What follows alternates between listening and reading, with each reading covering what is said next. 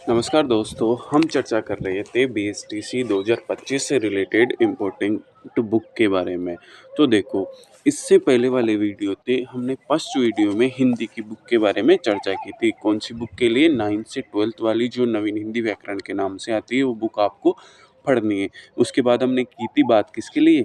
राजस्थान की art culture and history के लिए, ठीक है। उसके लिए मैंने आपको बुक बता दी थी 9th और 10th वाली। उसके बाद हम चर्चा करते हैं अब ज्योग्राफी और पॉलिटी के लिए। तो देखो, आपको क्या करना है, सबसे पहले 6 से 8 तक की जो राजस्थान अध्ययन की किताबें ना, 9th 10th तो हिस्ट्री और हिस्ट्री और कल्चर के लिए इम्पोर्टेंट है। पर आपको देखो क्या करना है, 6 से 8 तक की जो राजस्थान अध्ययन वाली बुक है ना, उनको भी पढ़ना। देखो उनमें कौन कौन से टॉपिक है हम चर्चा करते हैं। सबसे पहले कक्षा 6 की पुस्तक पे है ना, तो देखो उनमें कुछ पार्ट तो राजस्थान पॉलिटी के, कुछ कुछ राजस्थान ज्योग्राफी का है और कुछ राजस्थान आर्ट कल्चर का भी है, हिस्ट्री का भी है। इनमें आपको 6 7 8 में आपको राजस्थान ज्योग्राफी ज़्यादा देखने को मिलेगी। तो देखो हम सबसे पहले चलते हैं कक्षा 6 की। ये मेरे पास कक्षा 6 की बुक है राजस्थान अध्ययन की। तो देखते हैं इनमें कौन कौन से चैप्टर है।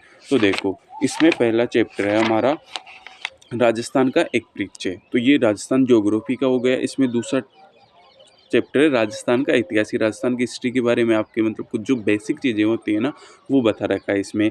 फिर है थर्ड, इतिहास जानने के स्रोत, ये भी हिस्ट्री का है। फिर है राजस्थान में प्राचीन सभ्यता स्थल, ये भी हिस्ट्री का है, ये आपको यहाँ से पढ़ना है। और देखो, आप जो चीज़ें यहाँ पढ़ोगे ना, वो आपको मतलब जो 9th 10th में मिलेगी ना, तो आपके लिए और आसान हो जाएगी, क्योंकि आप यहाँ भी पढ़ लोगे और वहाँ भी पढ़ लोगे। फिर है आज़ादी से पूर्व सरकार का स्वरूप, ठीक है। फिर है राजस्थान का भौतिक स्वरूप, मतलब राजस्थान की जो भी फिजिकल डिवीजन है उनके बारे में, मतलब भौतिक प्रदेश।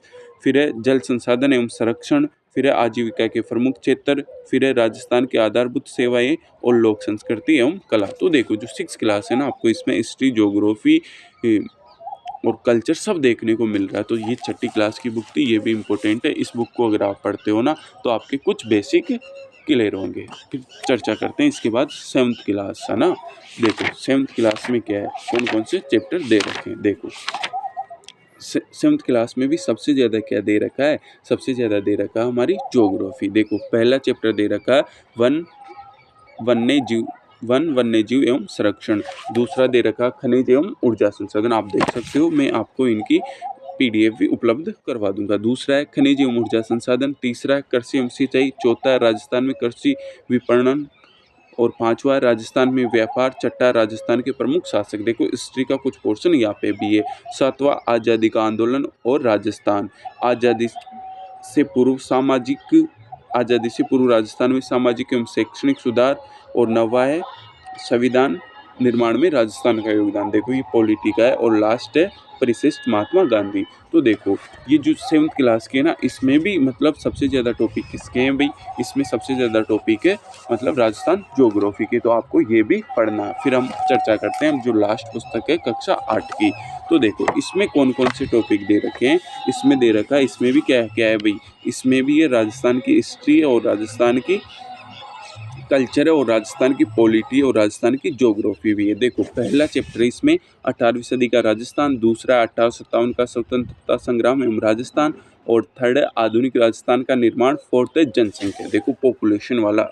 देखो अगर आपको बताओ ना, बीएसटीसी में सबसे इम्पोर्टेंट टॉपिक है ना ज्योग्राफी में, तो वह पॉपुलेशन, क्योंकि इस टॉपिक से 3 से 4 क्वेश्चन परीक्षा में पूछे जाते हैं। तो पॉपुलेशन वाला टॉपिक आपको अच्छे से पढ़ना।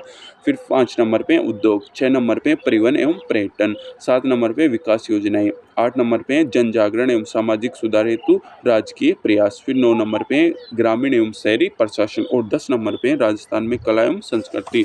तो देखो ये 8th क्लास की बुक थी। कौन कौन से चैप्टर है मैंने आपको बता दिया। इन बुकों में आपको हिस्ट्री, ज्योग्राफी, पॉलिटी, कल्चर सब देखने को मिलेगा।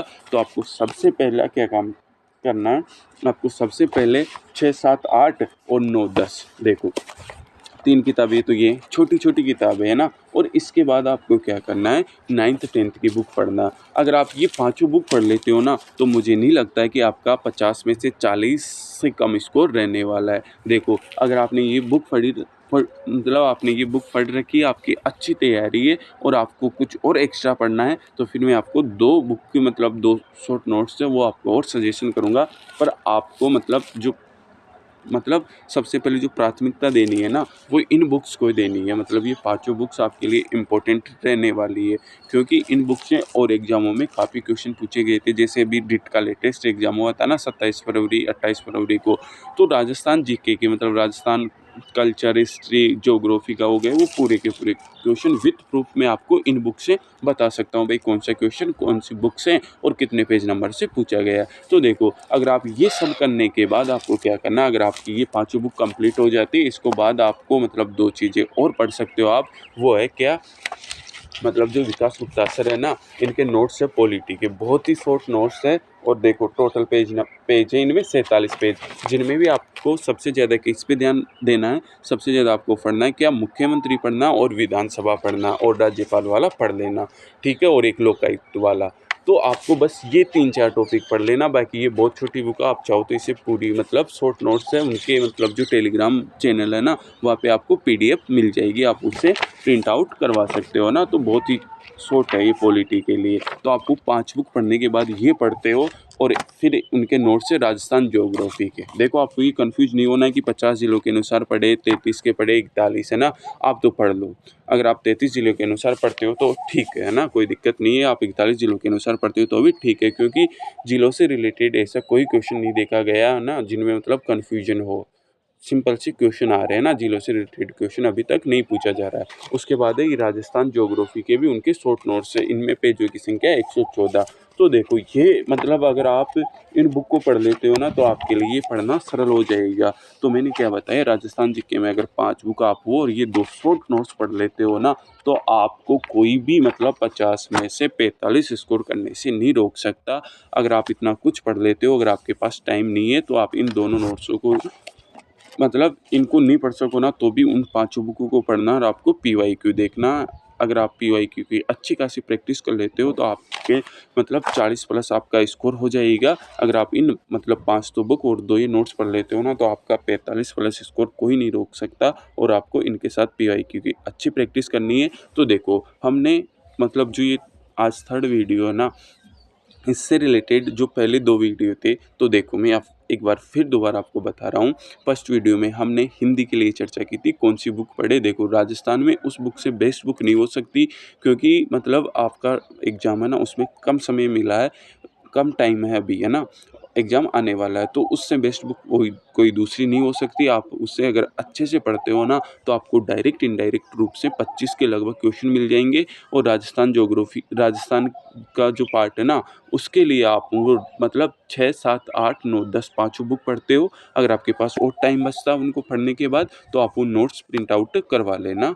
तो अगर आप इन सबको कर लेते हो ना, तो आपका 30 और 50 ये 80, तो 80 में से आप मतलब 70-75 अपना स्कोर आराम से कर सकते हो। 70 के आसपास आप अपना स्कोर कर सकते हो।